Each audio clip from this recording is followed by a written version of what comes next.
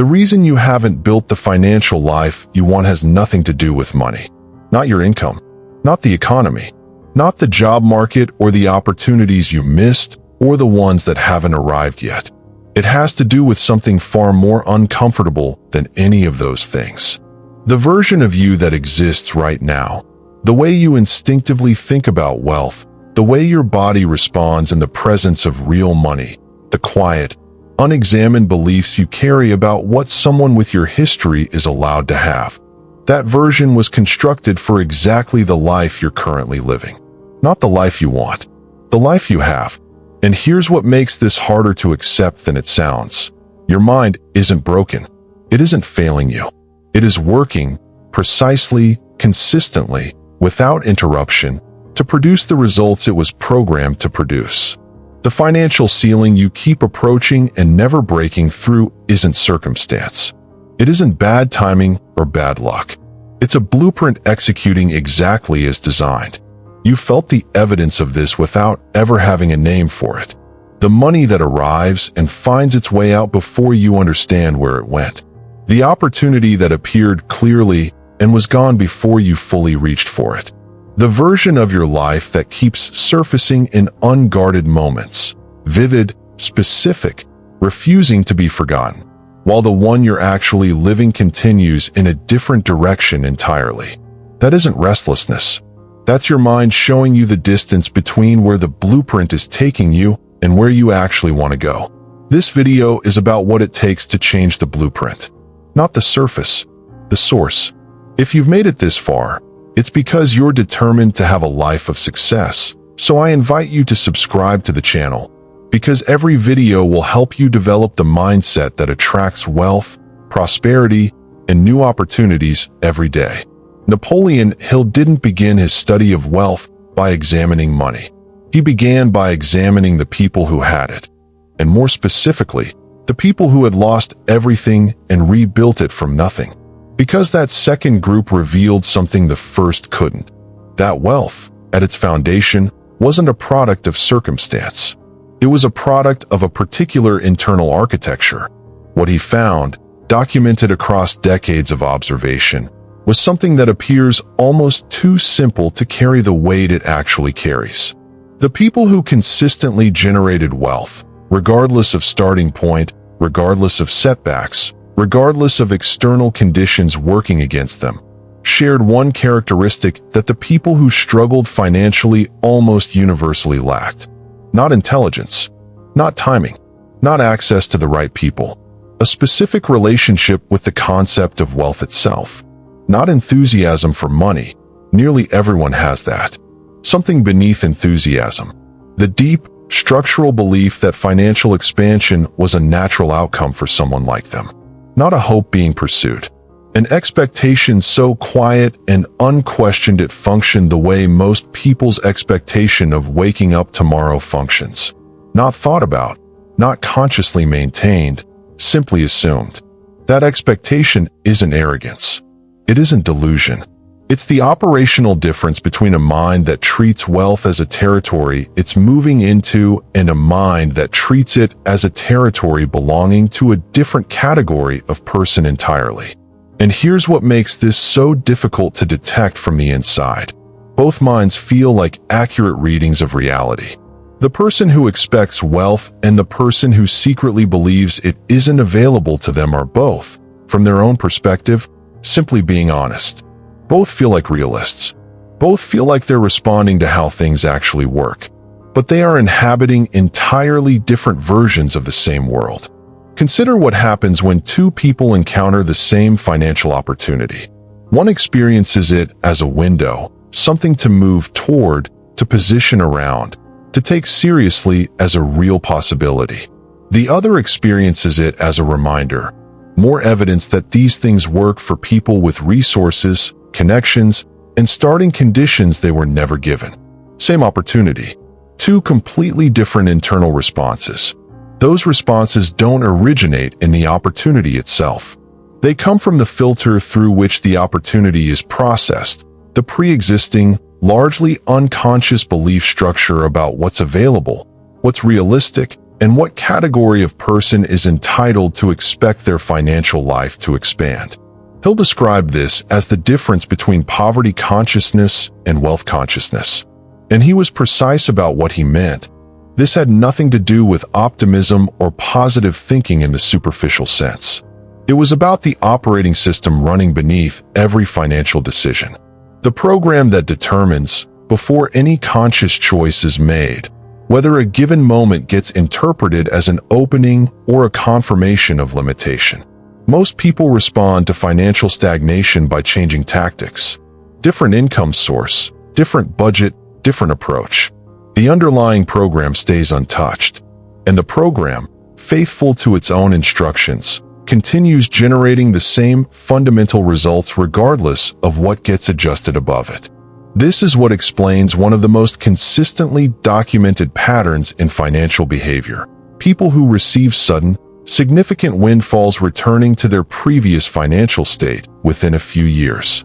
Not because they made every wrong decision, though decisions matter. Because the identity didn't change. An identity, as Hill observed with unsettling consistency, exerts more force on long-term financial outcomes than any single circumstance ever could. The level of wealth a person sustains over time almost always reflects the level their deepest self considers appropriate for someone like them. Not what they want, what they believe, without examining it, without choosing it, often without even knowing it's there, that they are. That belief is where every genuine financial transformation either begins or quietly fails before it starts. But locating it is harder than most people expect, because it isn't where they think it is. Most people search for their financial limitations in the obvious places, in the things they say out loud about money, in the attitudes visible enough to be named, identified, and addressed directly, in the patterns legible enough to appear in a journal entry or a conversation with someone they trust. But the beliefs that actually govern financial behavior don't live there. They live in a layer so far beneath conscious awareness that most people don't experience them as beliefs at all. They experience them as facts, as the accurate, neutral description of how money moves, who it reaches, and what's realistically available for someone with their particular history. And facts, unlike beliefs, never get questioned. Hill understood this with unusual precision. The most destructive financial programming, he observed, wasn't the kind people could articulate, the visible cynicism, the openly negative relationship with money that's at least exposed enough to be confronted.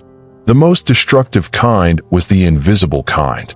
The assumptions embedded so deeply they'd never been examined because they'd never been recognized as assumptions in the first place. Consider the financial environment you grew up inside, not the specific numbers. The atmosphere, the emotional texture of money in your household, how it was discussed, how it was avoided, what it felt like when it was present, and what it felt like when it wasn't. Whether abundance seemed like something that belonged to your world or something that existed at a comfortable distance, visible, occasionally referenced, but never quite part of the air you actually breathed. That atmosphere didn't just shape your memories. It shaped your nervous system's baseline response to money. It established, before you had any capacity to evaluate what you were absorbing, what financial reality was supposed to feel like. What was normal? What was the appropriate emotional register for someone from your background when wealth came within reach? And it didn't stay in the past where it was formed.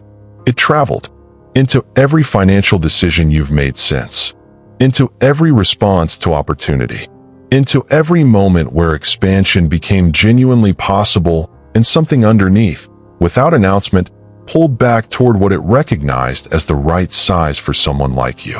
What Hill observed through decades of documented human behavior, neuroscience has since confirmed through a different methodology. The brain constructs its models of reality early, reinforces them through repetition, and then uses those models not as one perspective among many, but as the lens through which all subsequent experience gets interpreted. New financial information doesn't arrive in a neutral space and get evaluated objectively. It arrives pre-filtered, What confirms the existing model gets amplified. What contradicts it gets quietly set aside. This is why two people can encounter the same idea about wealth, read the same material, sit in the same room, hear the same words, and one leaves genuinely altered while the other leaves informed but fundamentally unchanged. The content was identical. The internal architecture processing it was not. And that architecture was built before either of them had any voice in its construction. Think about what it means to have grown up absorbing, not necessarily through words, but through tone, through implication, through the emotional current running beneath 100 unremarkable conversations. That money is something that moves away from people like you. That getting ahead is for those with advantages you weren't given. That a certain ceiling exists, and recognizing it early is just being honest about how things work. Those messages never identified themselves as programming. They arrived dressed as wisdom, as earned, practical understanding of how the world operates, carried by people who believed what they were passing down because it had been passed down to them the same way, with the same genuine intention. You absorbed it not because you were careless, because absorption is precisely what a young mind does. Because the brain in its early years isn't built to evaluate incoming messages, only to record and organize them into a working model of reality. That model became the operating instructions, and those instructions have been running since, shaping the ceiling, determining what gets reached for and what gets unconsciously avoided, without ever posting a sign that identifies what they are. But here is where Hill's work shifts the entire frame. The ceiling was never built from reality. It was built from a story about reality, told under specific conditions, by specific people, during a specific period of your life that has long since ended. Stories, unlike reality, can be replaced, but not through the method that feels most natural when you first understand this. Not through the approach most people immediately reach for, because that approach never touches the level where the story actually lives. The approach most people reach for first is information. More knowledge about money, more strategies, more frameworks, more structured understanding of how wealth is built, as if the distance between where they are and where they want to be is fundamentally an information problem. As if the right concept, encountered at the right moment, will finally move something that all the previous concepts didn't. Information matters. It genuinely does. Understanding how money moves, how financial systems operate, how wealth compounds over time, none of that is irrelevant. But information operates at the conscious level. It reaches the part of the mind that can evaluate an idea, agree with it intellectually, find it compelling and well-reasoned. It almost never reaches the level where the financial programming actually runs. Consider what you already know about building wealth. The foundational principles aren't mysterious or hidden. Spend less than you earn. Invest consistently over time. Build value that others will pay for. Create income that doesn't require your constant presence to continue. These ideas aren't concealed behind expensive programs or exclusive access. Most people who remain financially stuck know them already, which means the obstacle isn't knowledge. It's the distance between knowing something intellectually and having it operate as the actual foundation of behavior. Between understanding a principle and living inside it so completely that it shapes decisions automatically, not through daily discipline consciously applied, not through effort that has to be renewed each morning, but through identity. Through being, at the most fundamental level, the kind of person for whom these behaviors are simply what you do. Hill identified this as the central failure point of financial transformation attempted from the outside in. You can change the information without changing the person absorbing it. You can upgrade the strategy without upgrading the self-image, determining whether the strategy gets executed consistently. And a strategy operated by an identity that doesn't believe in the destination is a strategy working against itself, not from lack of effort, but from the quiet, persistent gravity of a self-image pulling back toward what it considers its appropriate level. This is the part that rarely appears on the cover of a financial book. because it's less comfortable than strategy. It requires examining something more personal than a budget or an investment plan. It requires looking directly at the story you carry about who you are in relation to money, not the version you'd present professionally, the one operating underneath, the one that determines, before any conscious choice is made, what registers as a genuine possibility and what gets filtered out as belonging to a different category of person. That story has a specific texture, a particular feeling, and if you sit with it honestly, genuinely, uncomfortably honestly, you can probably sense it right now. The specific quality of financial limitation that has been the quiet backdrop of your life. The way the ceiling presents itself not as an external barrier, but as an internal sense of proportion, of what someone with your history is supposed to expect. Hill documented people who dismantled that story entirely, who began in conditions of real financial limitation and built lives that bore no resemblance to where they started. And the transformation in every case wasn't primarily tactical. It was structural, happening first at the level of identity, becoming visible at the level of circumstance only afterward. They didn't become wealthy and then start believing wealth was available to them. They started believing it was available to them, genuinely, at the level where it changed how they moved through the world, and the external reality gradually reorganized around that shift. That sequence is available to you, but it begins with something most approaches skip entirely: finding the specific story, not the general awareness that limiting beliefs exist. Almost everyone has that awareness, and it changes nothing on its own.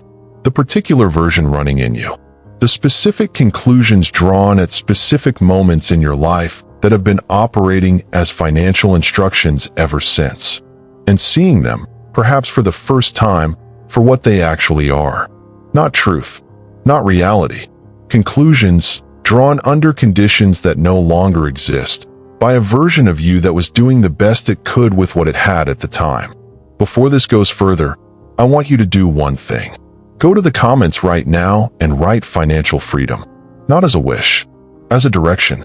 Hill believed that committing an intention to the world outside your own mind, making it visible, giving it a form beyond private thought, begins the process of the subconscious treating it as a real destination rather than an abstract desire. The people who write it are consistently the ones who follow through. Write financial freedom in the comments. Then stay, because what comes next is where the story actually begins to change. Finding the story requires a specific kind of attention, not analysis, not the intellectual exercise of cataloging limiting beliefs the way you'd compile a list. Something quieter than that, and considerably more honest. It requires sitting with the feeling that arises when real wealth comes into view, not the thought about it. The sensation underneath the thought, the immediate, pre-verbal response that moves through the body before the mind has time to construct a rational narrative around it. Most people, when they bring genuine financial freedom into their imagination, not a slightly improved version of their current situation, but the kind of wealth that changes the entire texture of daily life, experience something they don't immediately recognize as resistance. It feels more like unreality, like the image doesn't quite settle, like there's a persistent, low-level sense that the scene belongs to someone else's life and has arrived in yours by mistake. That feeling is the story making itself known, not in language, in sensation, in the quiet, unmistakable signal that says, this isn't the right size for someone like you. Hill understood that the subconscious communicates primarily through feeling rather than words, which means the most accurate map of your financial programming isn't found in the beliefs you can articulate. It's found in the emotional responses that surface before articulation is even possible, in the reactions that precede conscious thought and quietly shape it before it fully forms. This explains something that confuses most people who pursue financial change seriously. They intellectually accept the principles. They understand the concepts. They find the ideas compelling and reasonable, and yet the results don't shift in proportion to the understanding. Because intellectual acceptance and emotional acceptance are not the same thing, and the subconscious, which is where financial behavior actually originates, responds to the emotional layer, not the intellectual one. Think about what happens when two people walk into a room full of genuinely wealthy individuals. Same room, same people, same moment. One enters and feels, underneath whatever composure they maintain on the surface, a sense of natural belonging. A quiet assumption that this is a space they have every right to occupy. That the conversations happening around them are ones they can enter as a peer, not as someone auditioning for acceptance. The other enters and feels something different. A subtle but persistent awareness of distance, of being slightly misplaced, of the gap between the version of themselves standing in that room and what the room itself seems to represent. They may perform confidence entirely convincingly. They may say everything right. But the nervous system, underneath the performance, is running a different calculation entirely. Same room, two entirely different internal worlds. And it's the internal world, not the performance constructed over it, that determines what happens next. Which conversations get initiated, which opportunities get recognized as opportunities, which moments of potential connection get met with openness, and which get unconsciously avoided before they can develop into anything real. Hill called this the orientation of the mind toward wealth or away from it. And he was precise about where that orientation lived, not in conscious attitude, not in the beliefs a person could identify and describe, but in the automatic, pre-conscious layer shaped by years of accumulated experience before the person had any awareness the shaping was occurring. Changing that orientation is the actual work, not the surface work, the visible effort of learning more, planning better, trying harder. The deeper work, the kind that begins not with new information, but with something most financial approaches never ask for. Direct, honest contact with the feeling itself. Not to analyze it, not to dismantle it intellectually, simply to recognize it, clearly, without the protective narrative that usually arrives immediately afterward, as what it actually is. A story, not the truth. A story. And the moment you experience it as a story rather than as reality, even briefly, even partially, something shifts. Not with the dramatic immediacy most people hope for when an insight lands. Quietly, the way a room changes when a light is turned on after a long darkness. Things become visible that weren't visible before, including something about the story's origin that begins to loosen its grip on your financial life in a way that no amount of strategy ever could. The origin of the story matters more than most people realize. Not as history to revisit for its own sake. Not as a place to assign blame or spend time in. As information, precise, specific, and ultimately clarifying information about why the ceiling sits where it does and what it's actually constructed from. Because a ceiling built from inherited assumption behaves very differently than one built from actual lived limitation. And most financial ceilings, examined with real honesty, turn out to be the first kind. Think about the messages you absorbed about money before you had any capacity to evaluate them. Not the explicit ones, the conversations that happened openly, the statements made directly. The implicit ones, the ones carried in atmosphere rather than words. In the tension that entered a room when certain envelopes arrived. In the specific exhaustion visible on the face of someone you loved after a week of work that cost more than it paid. In the way certain names, certain families, certain neighborhoods, certain categories of life were mentioned with a particular mixture of admiration and distance that communicated, without a single direct sentence, that those lives occupied a different category than the one you were growing up inside. Those signals didn't register as programming. They registered as reality, as the observable, honest truth about how the world was organized and where your people fit within that organization. And your mind, doing precisely what minds are built to do, constructed a model from them. A model that said, this is what financial life looks like for someone from here. This is the range. This is the ceiling. This is what you can expect and what you should be careful not to want too loudly, because reaching for what isn't available to people like you carries its own particular cost. Hill identified what he called the economic environment of early life as one of the most powerful and least examined forces shaping long-term financial outcomes. Not because it was accurate, because it was early. And early, in the architecture of the mind, carries an authority that later experience struggles to override without deliberate, sustained effort. The mind gives disproportionate weight to what it learned first. Not out of loyalty, out of efficiency. The early model becomes the default reference point, the internal standard against which everything that follows gets measured. And movement that exceeds what the model considers normal for someone like you doesn't get celebrated by the deeper mind. It gets corrected, pulled back toward the range the model recognizes as appropriate. What most people experience as self-sabotage is almost always this correction happening automatically. The mind isn't working against you. It's protecting the model it was given, faithfully, efficiently, without any awareness that the model was never yours to begin with. Here's the part that shifts something when it lands correctly. The people who installed that model weren't lying. The financial reality they communicated was genuinely true for them, in their context, with the resources and understanding available to them at the time. The limitations they described weren't invented. They were the honest conclusions of people navigating real constraints as best they could. But their conclusions were data from their life, not instructions for yours. Somewhere in the transmission from their experience to your operating system, a boundary dissolved. The line between what was true for them and what was possible for you quietly disappeared. And what remained was a model built from someone else's ceiling, running as though it were a description of your own. That is the specific thing worth seeing.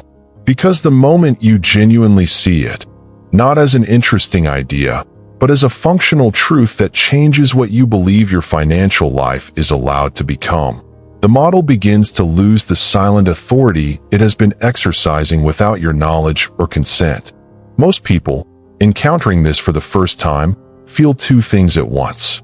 A kind of relief at recognizing that the ceiling was never a measure of who they actually are, and something more complicated alongside it. A resistance to fully accepting what that means. Because if the story was never reality, if it was always, at least in part, inherited assumption, then continuing to live inside it stops being something that happened to you. It becomes something you're choosing. That is an uncomfortable place to stand. And it's the most important place in this entire conversation. Because the story arrived without your permission. But maintaining it, treating conclusions formed under someone else's conditions as permanent facts about your own potential, that part belongs to you. And so does the decision to stop. But the decision alone isn't enough. Stopping requires understanding something specific about how the mind actually replaces one model with another. Something Hill pointed toward clearly, and that most people, even those who fully understand the problem, never quite grasp about what the solution actually requires. The mind doesn't update its models through understanding. It updates them through experience.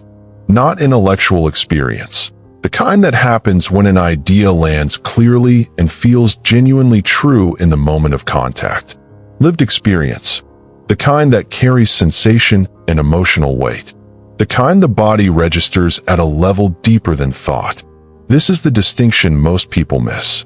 And missing it explains why so many sincere, intelligent, genuinely motivated people spend years accumulating insight about their financial programming without that insight producing any measurable shift in their financial reality. Understanding why the ceiling exists is not the same as raising it. Hill grasped this with a precision that still feels ahead of its time.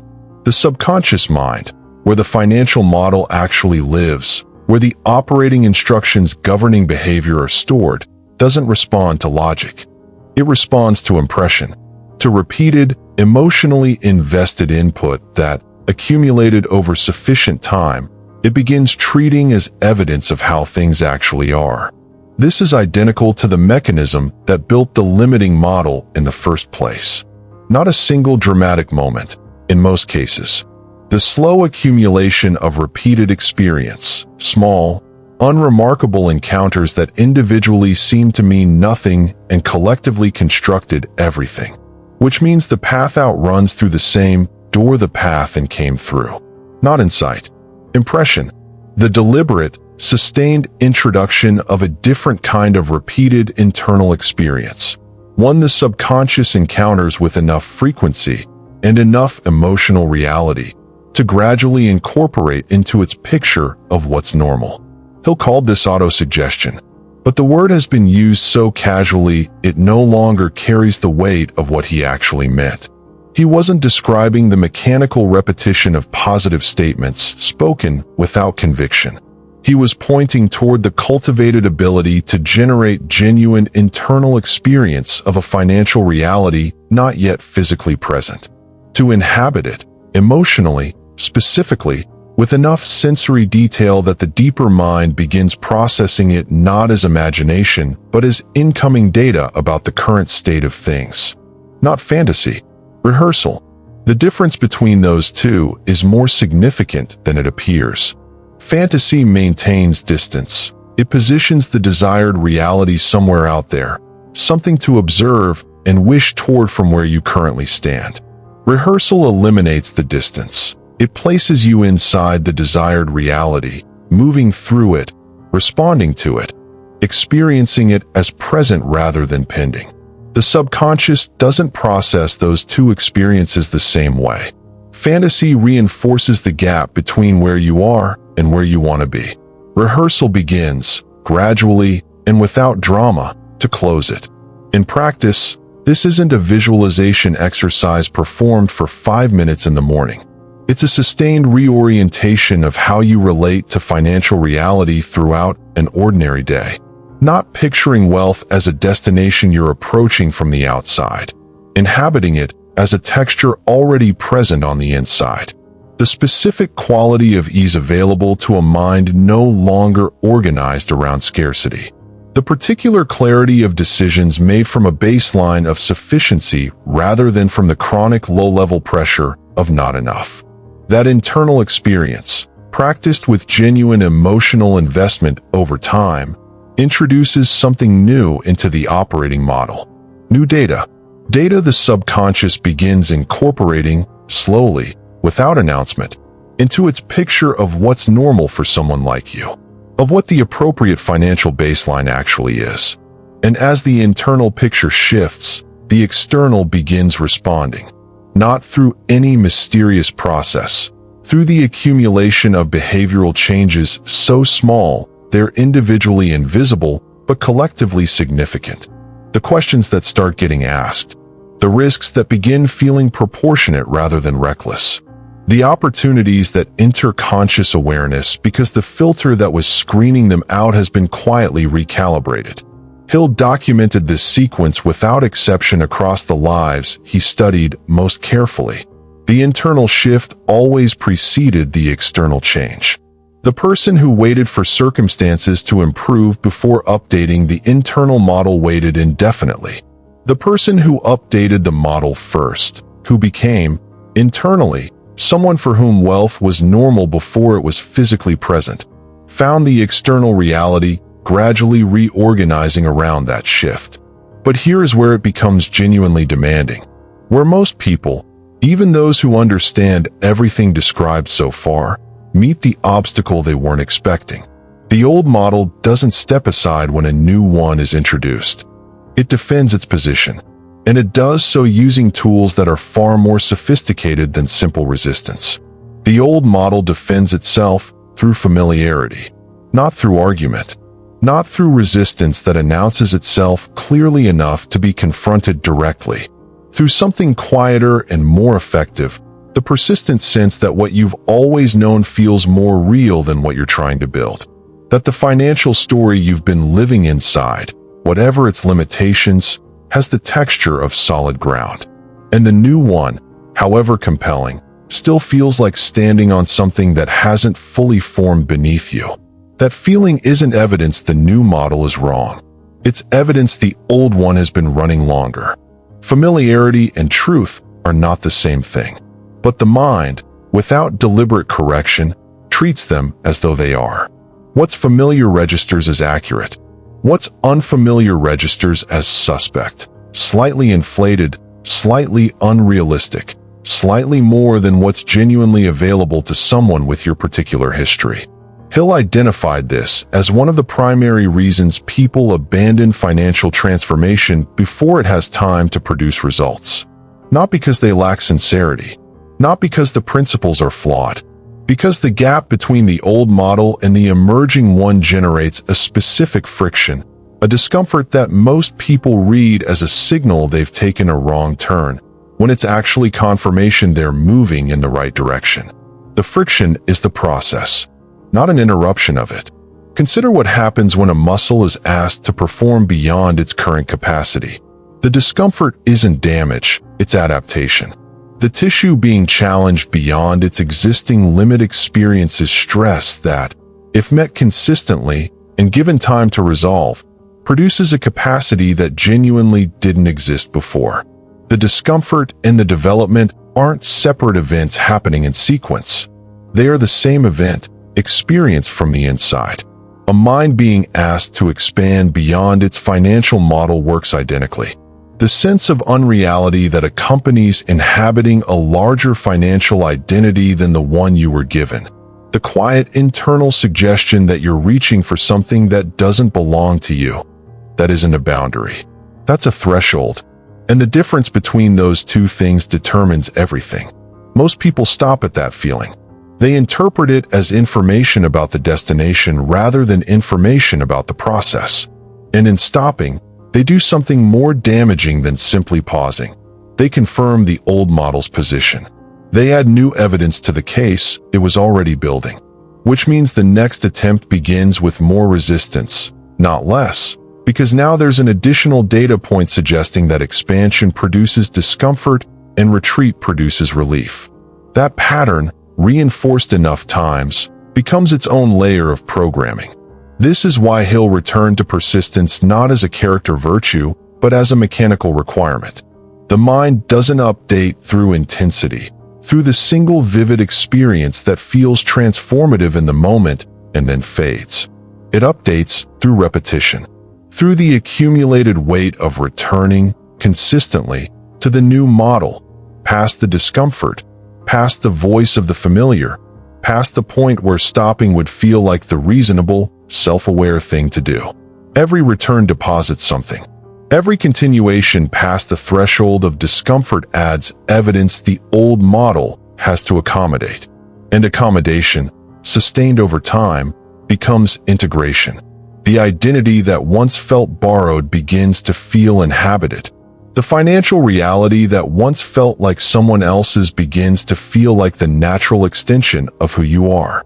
But there is a specific stretch within this process, a period that nearly everyone passes through, that produces the most persuasive arguments for turning back, where the old model stops using discomfort and switches to something considerably more sophisticated. Hill called it the testing period. And what makes it genuinely dangerous is that it doesn't feel like a test. It feels like clarity, like the fog of initial enthusiasm has finally lifted and you're seeing things accurately, soberly, maturely, without the distortion of unrealistic optimism. Like you've arrived at an honest assessment of what's actually possible. That feeling of clear-eyed realism is the most convincing thing the old model ever produces. Because it's right about enough to be credible. Because it sounds less like fear and more like wisdom.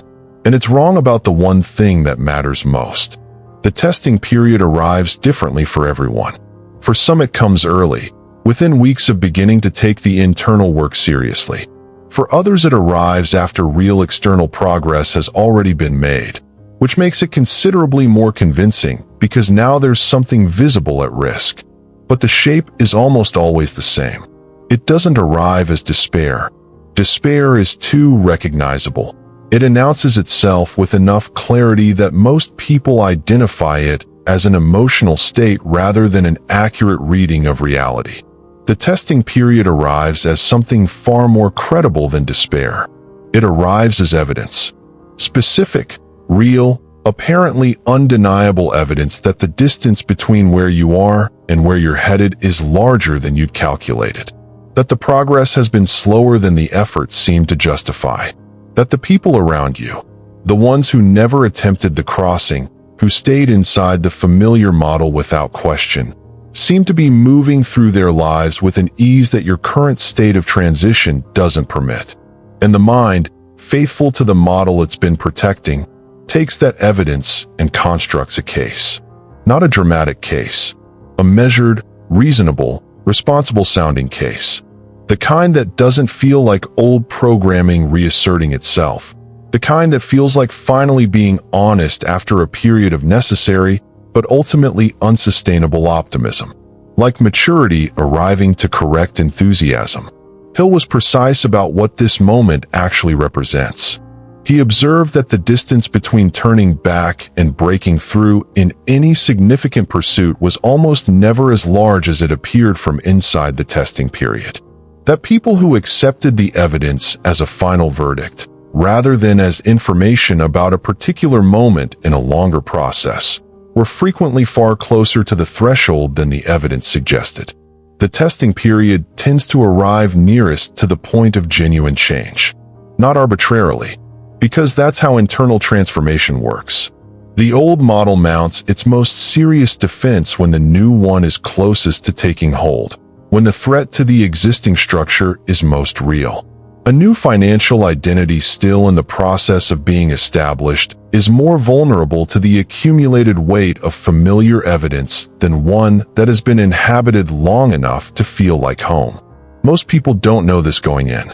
They expect the resistance to be heaviest at the beginning, when the new model is most foreign, when the contrast between old and new is most stark, when the resistance intensifies later, after genuine effort and real investment. It arrives without a framework. And without a framework, it looks exactly like what it presents itself as. The truth. Think about someone learning to navigate by the stars after a lifetime of moving by landmarks. For most of the crossing, both systems are available, the new method being practiced while the familiar reference points remain visible. But there arrives a point where the landmarks have dropped below the horizon and the stars haven't yet become fluent enough to feel fully reliable. That stretch, neither anchored in the old way nor fully established in the new, is the most disorienting point of the entire journey. Not the beginning, when the decision was fresh and the direction felt clear. Not the end, when the new method has become natural and the destination is visible. The middle. The stretch where neither system feels completely solid and the evidence available suggests that turning back is the only rational response. Hill called this the dark period of transition, and he was unambiguous about what it required. Not reassessment, not a revised strategy, not a pause to determine whether the destination still warranted the cost of continuing. Continuation. Precisely, and only continuation. Because the dark period isn't evidence that something has gone wrong. It's evidence that something is going right, that the crossing is substantial enough to be genuinely difficult, that the old model is threatened enough to defend itself seriously, that the new identity is close enough to establishing itself that the existing structure is pushing back with everything available to it. The people who understood this continued. Not with certainty. Certainty wasn't on offer in that stretch, and pretending otherwise would have been its own kind of self-deception. With commitment. With the settled, unnegotiable decision that the destination was worth moving through the discomfort of the middle without being able to see clearly in either direction. What they found on the other side wasn't what they'd expected. Not because it exceeded or fell short of the vision. Because the person who emerges from that crossing is genuinely different from the one who entered it. Different in a way that changes what can be imagined, not just what can be achieved. And from inside the testing period, that person wasn't yet available to do the imagining. Getting there requires one thing that no principle, no framework, and no accumulation of understanding can replace. The one thing that cannot be replaced is action taken before you feel ready.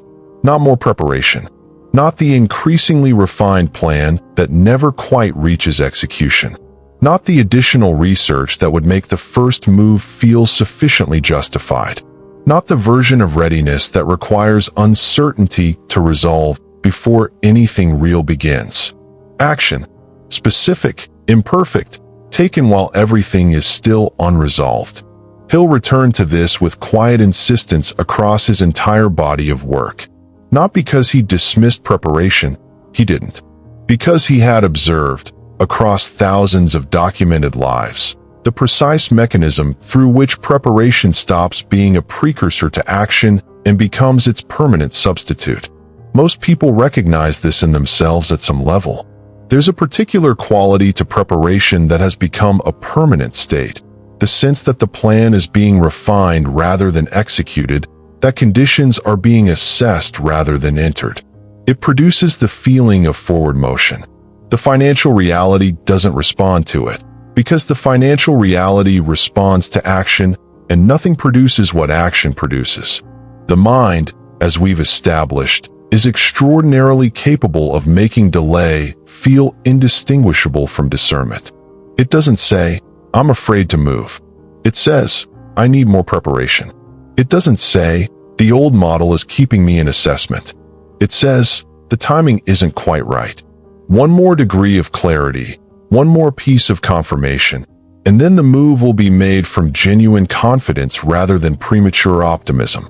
Those arguments are never entirely wrong. There is always something more to learn.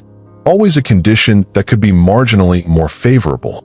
Always a version of the plan slightly better than the current one. The person waiting for that final version never moves. Because the final version doesn't exist. It's a horizon that recedes as you approach it. And the financial life you actually want doesn't exist on the horizon.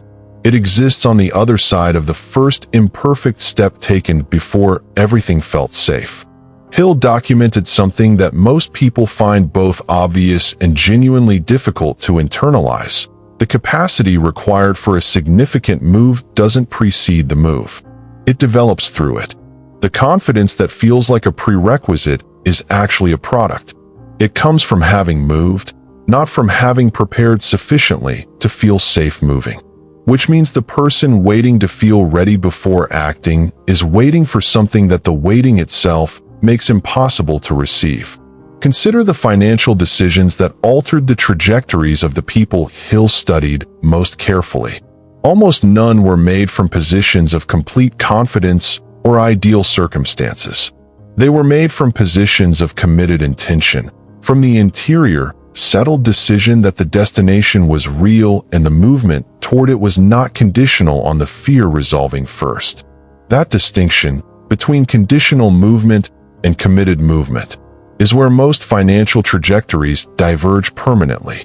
Conditional movement says, "I'll act when I feel more certain, when the risk feels proportionate, when the gap between where I am and where I'm going feels manageable enough to cross without everything feeling at stake." It treats the internal state as a prerequisite for external action. Committed movement understands the sequence runs the other direction, that the internal state follows external action rather than authorizing it. That certainty is built from evidence, and evidence only comes from doing. This isn't an argument for recklessness. Hill never advocated movement without direction or action without thought. What he advocated, consistently, without softening, was the refusal to allow the absence of certainty to function as a reason for the absence of movement. The understanding that some information only becomes available after the decision, and waiting for it before deciding means waiting for something that can only arrive afterward. Most people hear this and agree with it completely. They find it accurate, compelling, and true. And then they return to the preparation. Not because they lack intelligence or desire. Because the pull of the familiar, the known, the space where action hasn't yet been taken and therefore hasn't yet produced a result that could be judged, is more immediate and more concrete than the pull of a future that requires moving through uncertainty to reach. But the pull of the familiar never includes the full accounting. It shows you the risk of moving. It never shows you the complete cost of staying. That cost isn't deferred to some distant future where the unlived life becomes visible. It accumulates now, in the daily texture of a life organized around the potential for something that never becomes actual, in the energy consumed maintaining readiness for a move that keeps being postponed, in the specific, quiet weight carried by someone who knows what they're capable of and keeps choosing not to find out if they're right. It doesn't appear on any statement, but it shapes everything that does. There is one final thing, one last layer, that determines whether everything in this conversation produces a different life or simply a more articulate understanding of the same one. The final layer isn't a principle. It isn't a technique or a more refined understanding of everything already covered. It's something simpler than any of those, and considerably more difficult to sustain. It's the decision to treat yourself as someone whose financial life is worth the fight. Not in the motivational sense, not the declaration made in a moment of clarity that dissolves when the clarity does. The quiet, structural decision made below the level of emotion, in the place where real commitments live, that the version of your life available to you is worth the specific, daily, unglamorous effort required to become someone capable of receiving it. This sounds like something everyone already believes. Most people don't. Not at the level that actually changes behavior. At the surface, nearly everyone believes they deserve financial expansion. That belief is genuine, and it produces almost nothing on its own because it lives at the conscious level, where ideas are entertained and found agreeable, rather than at the deeper level where they determine what gets reached for, what gets accepted, and what gets unconsciously arranged to remain just out of reach. Hill observed this gap with particular precision. A person who consciously believes they deserve wealth while the subconscious operates from a contradicting model isn't experiencing weakness or hypocrisy. They're experiencing the normal condition of a mind that hasn't yet unified its conscious intentions with its deeper instructions. And a divided mind, as he documented without exception, produces divided results, movement that advances and retreats in roughly equal measure, effort that generates activity without generating lasting change. Unifying that division is the real work. And it begins with something most approaches to financial transformation treat as a reward for achievement rather than the foundation beneath it. Self-worth that doesn't depend on outcomes. Not the self-worth that arrives when the goal is reached, when the number is hit, when the external result confirms that the belief was justified. That kind exists, and it's real, but it's structurally fragile. It depends on the outcome, which makes it unavailable precisely when it's most needed. In the period before the outcome, when the work is being done without evidence that it will produce what you're working toward. The self-worth that actually shifts financial trajectories precedes achievement. It doesn't require permission from results. It operates as a settled, interior baseline, a quiet, undefended sense of being someone whose pursuit of financial expansion is legitimate and warranted, independent of whether current circumstances have confirmed it yet. He'll describe this as the foundation beneath everything else. The definite chief aim, the burning desire, the faith, the persistence, all of it rests on this. On the bedrock belief, held without waiting for external validation, that you are someone for whom a genuinely different financial life is available. Without that bedrock, every other element eventually finds its limit. Desire without self-worth becomes envy, wanting what others have while secretly operating from a model that places it in a different category than yours. Persistence without self-worth becomes a form of self-punishment, continuing not from belief in the destination, but from fear of what stopping would confirm. Even understanding, all the insight and principle accumulated through this conversation, without self-worth becomes another layer of preparation that intelligent people use to avoid the exposure of actually beginning. With it, everything else functions the way it was designed to. Consider what changes when the financial pursuit stops being about proving something and becomes about expressing something. when it's no longer filtered through the question of whether you're capable, because that question has been answered internally, in advance, without requiring circumstances to confirm it first. The energy spent managing doubt becomes available for building. The attention consumed by self-monitoring shifts to the work itself. The decisions that were being processed through the lens of whether you deserve this stop being processed that way. That isn't a shift in perspective. It's a reorganization of the entire internal structure from which financial behavior originates. Hill saw this clearly in the people who built wealth that held, not the ones who reached a number and then quietly dismantled it through the same self-doubt that had delayed them, but the ones who built something durable. What distinguished them wasn't strategy or timing or opportunity. It was the quality of the relationship they had with themselves. The settled, undefended sense of being someone for whom expansion was not an achievement to be earned, but a natural direction of travel. That quality is not assigned at birth. It isn't distributed unevenly among people who had advantages you didn't.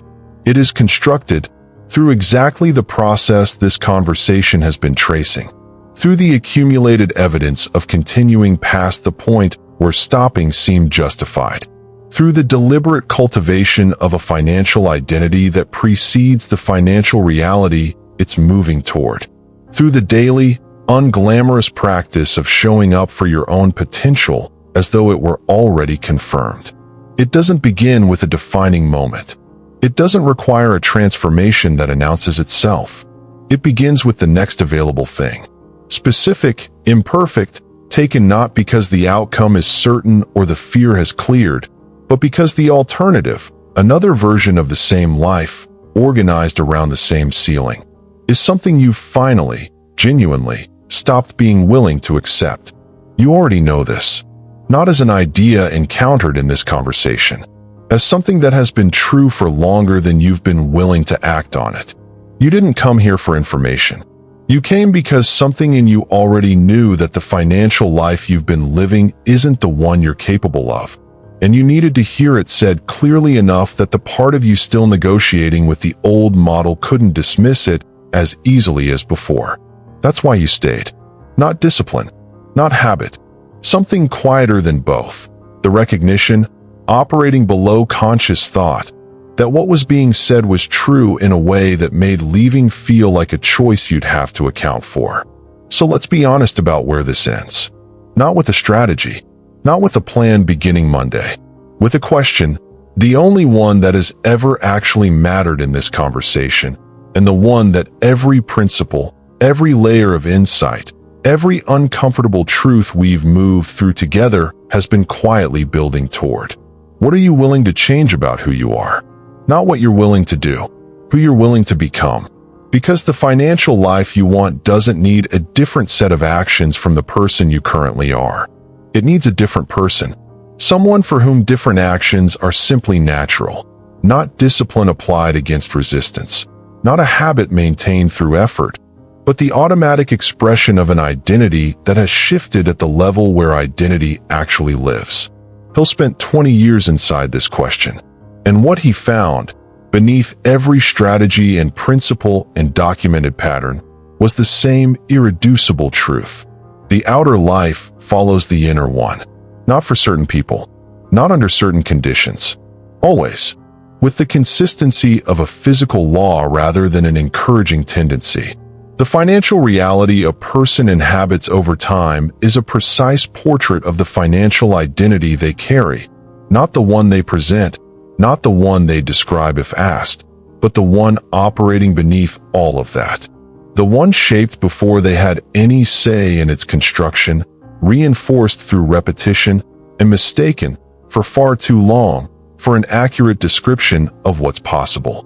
You have been living inside a portrait that was never meant to be permanent. It was built under conditions that no longer exist, by a version of you that had no choice but to absorb the reality it was handed and construct a model from it. That version wasn't wrong. It was doing what survival required. But survival and expansion don't run on the same instructions.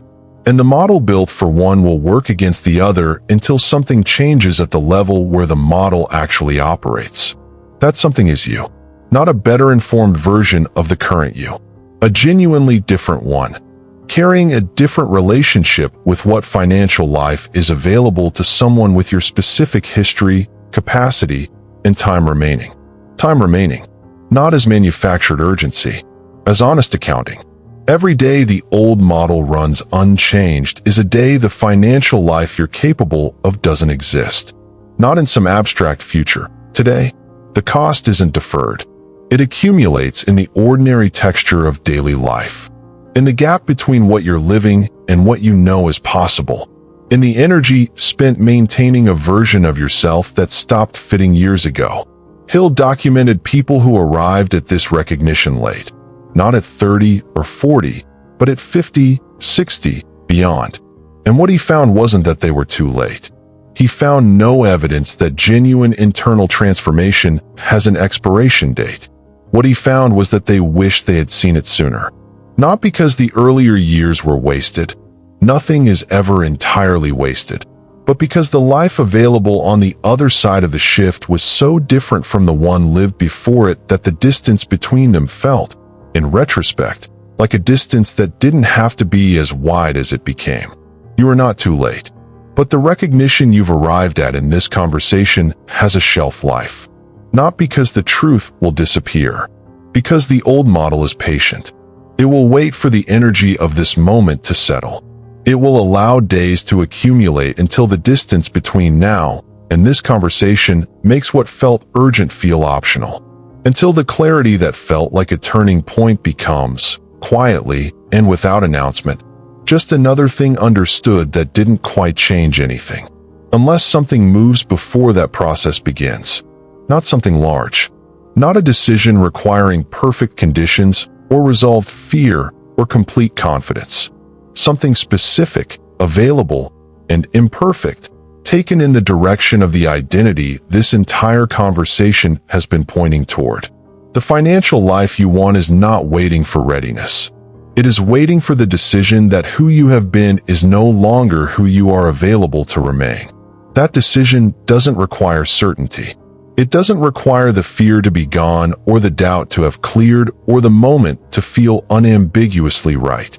It requires only this: the willingness to treat the version of you that exists beneath the old model, the one that has been present through every moment of this conversation, recognizing itself in what was being said, as the one worth organizing everything else around.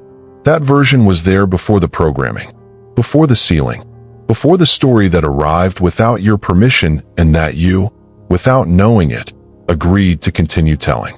It is there now. It has been waiting, not with urgency, not with judgment, for the moment you stopped asking whether it was real. That moment is now available to you. What you do with it is the only thing that has ever been entirely yours. If something in this video reached a place that needed to be reached, don't let it stop here. Share it with 5 people who need to hear this.